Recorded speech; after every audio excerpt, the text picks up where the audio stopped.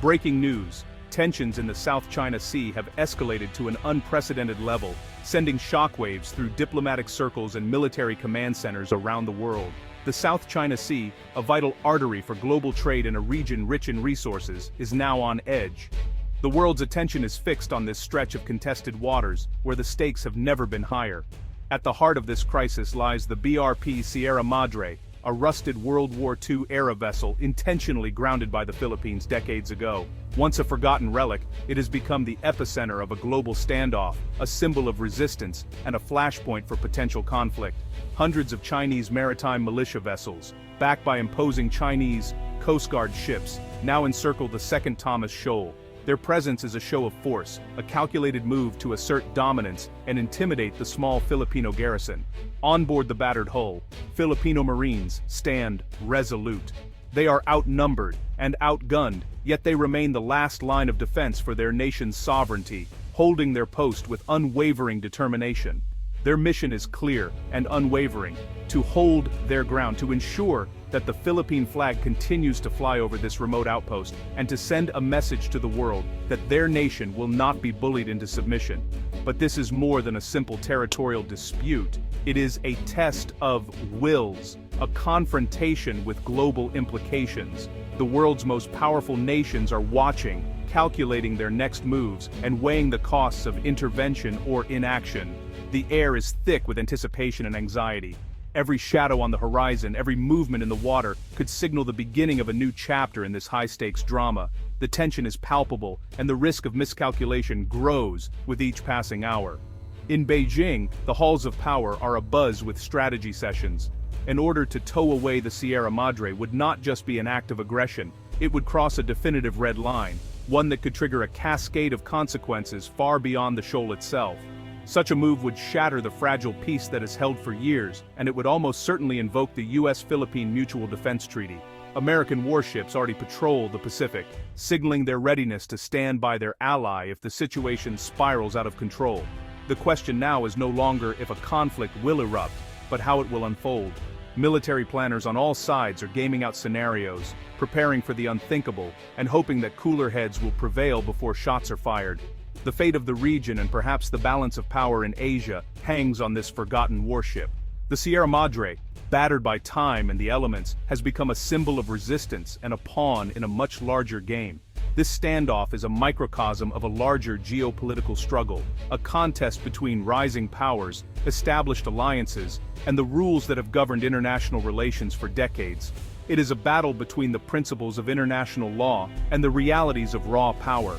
The world's legal institutions are being tested, as are the resolve and unity of nations committed to upholding the rules-based order.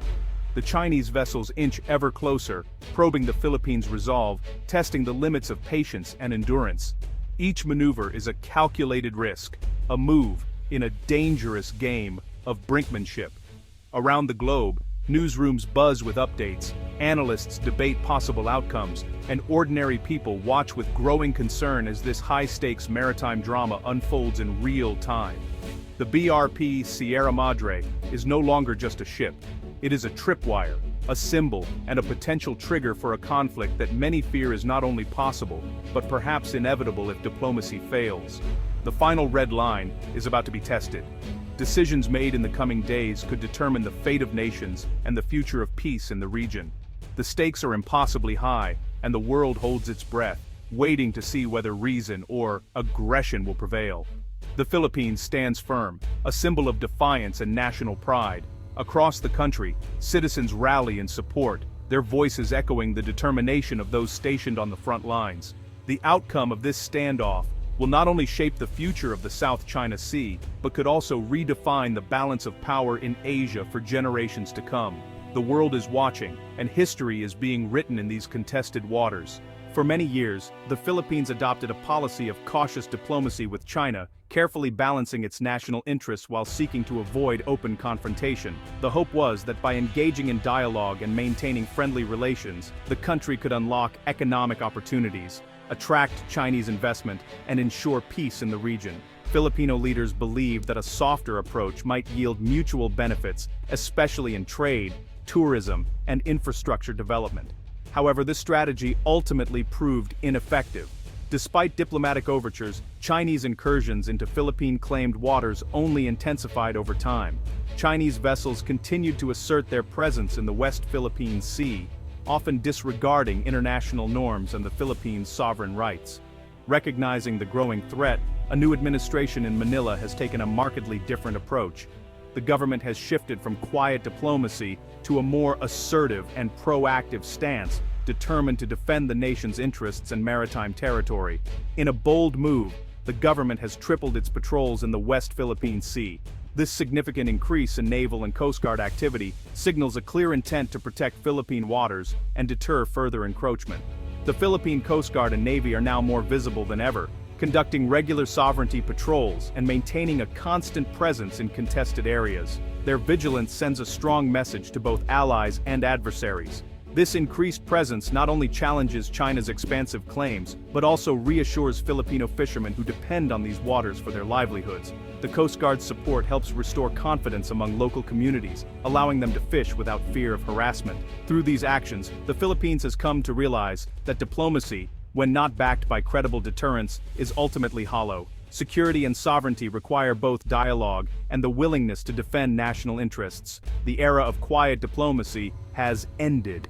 In its place stands a new era, one defined by proactive defense of national sovereignty, where the armed forces play a central role in upholding the country's rights at sea. Of course, this decision to triple patrols has led to more frequent encounters with Chinese vessels, increasing the risk of maritime standoffs and raising the potential for friction between the two nations. Yet, the alternative, a slow erosion of maritime rights, dwindling fish stocks, and the gradual loss of control over vital resources, poses an even greater threat to the nation's future and the well-being of its people. This new dawn in Philippine foreign policy is defined by courage, resilience, and a renewed commitment to upholding international law. The government is determined to assert its rights peacefully but firmly on the global stage.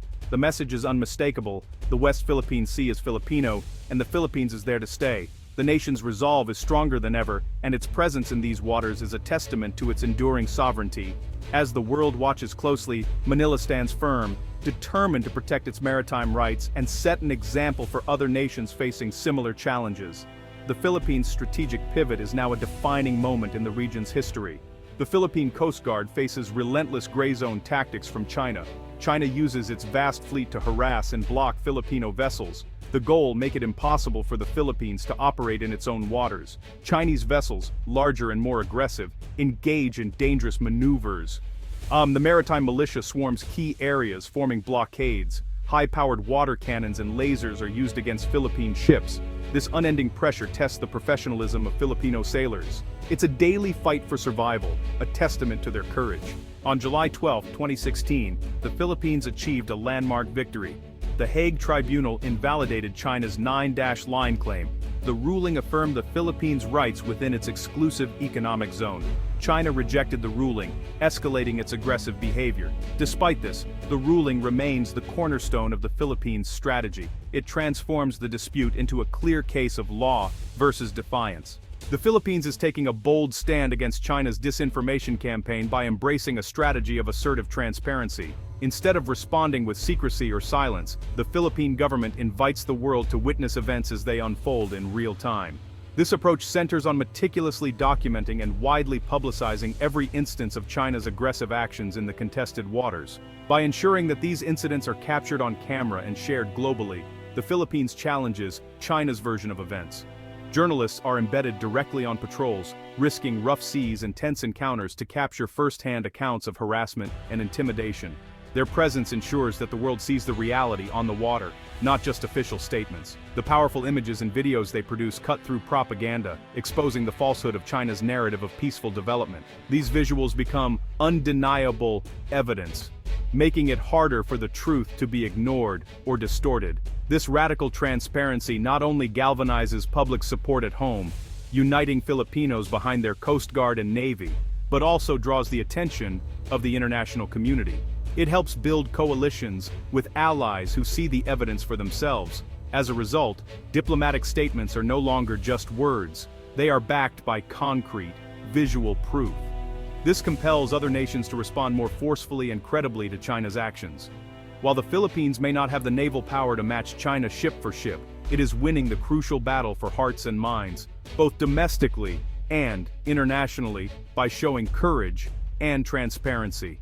By shining a relentless spotlight on China's actions, the Philippines holds its much larger neighbor accountable in the court of global opinion, making it harder for aggression to go unnoticed or unchallenged. In today's information age, where images and stories travel instantly across the world, truth itself becomes a formidable weapon, one that can shape perceptions, influence policy, and ultimately change the course of history.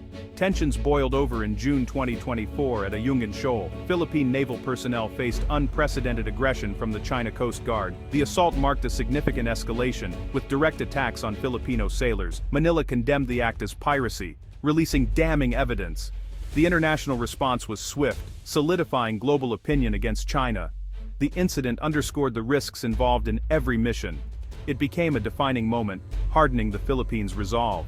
In response to China's aggression, the Philippines scales up patrols. The Coast Guard and Navy enhance maritime domain awareness. The Bureau of Fisheries supports Filipino fishermen, ensuring safe access to fishing grounds. Interagency cooperation creates a formidable challenge to China's tactics. The increased operational tempo strains resources, but modernization is prioritized. The government understands that credible defense requires the right tools. Scaling up patrols is the first step in a long-term strategy.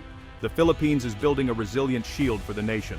The Philippines revitalizes its alliances to counter China. The U.S. Mutual Defense Treaty remains a powerful deterrent. Manila forges partnerships with Japan, Australia, and other key players. Military modernization enhances maritime capabilities. New assets and training increase the armed forces' capacity. The message to Beijing aggression will trigger a broad coalition response. The Philippines strengthens its posture of deterrence. It's a long process, but essential for defending sovereignty. The Philippines walks a tightrope between defense and provocation. Every action must deter aggression without triggering conflict. The risk of accidental escalation is ever present. Professionalism and restraint by Filipino crews are critical. The U.S. treaty adds complexity, deterring major escalation. The strategy is peace through strength, not rushing into conflict. The goal convince Beijing that peace is the only logical path. The Philippines fights for a future where sovereignty is respected.